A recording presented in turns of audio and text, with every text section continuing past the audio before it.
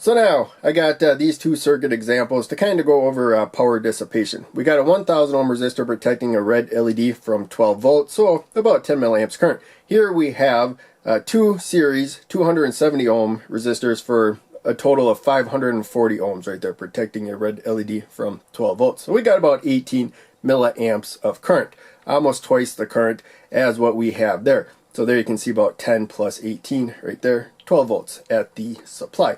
Now, all of the 10 volts that sets the current, because the red LED drops 2 volts, goes across that 1000 ohm resistor.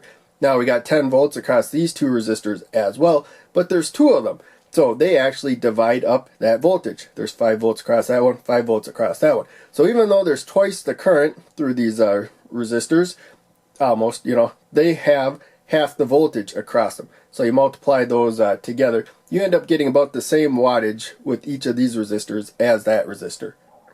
So now we're going to look at the schematic for these two circuits. First we have the lone resistor, that's 1000 ohms right there. We got 10 volts across it because the red LED drops 2 out of that 12. Gives us 10 milliamps of current, same as 0.01 amps, as you can see there. When you multiply the voltage times the current going through the resistor, we got 0.1 watts. Now we have the two series resistors, so they're much lower value right there, but you add them together because they are in series, we got about 540 ohms instead of 1000 right there. So we got, almost twice the current, not quite.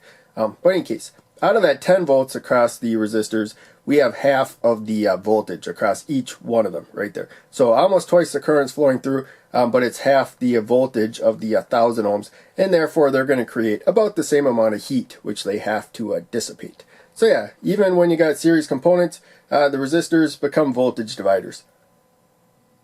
So now we have been looking at how you can use series resistors right there to end up getting more current without the components getting hotter than what they would be if you used a single component to create. So there's kind of the math there. We're just going to kind of rush through this. With a single resistor, about twice the value there, has about twice the voltage across it. So to create about the same amount of heat, we need to cut the current in about a half right there. But in any case, we're going to come here. So that's a 1000 ohm resistor setting about 10 milliamps current, and that's two 270 ohm resistors that are setting about 18 milliamps of current. But yeah, there you can see the resistors are about the same amount of heat that they are emitting. And you can see the LED there, that one is above the little marker there, is the 10 milliamp LED. It's not as warm as the about 18 milliamp LED right there, which makes sense. More current flowing through the LED, the warmer it's going to get.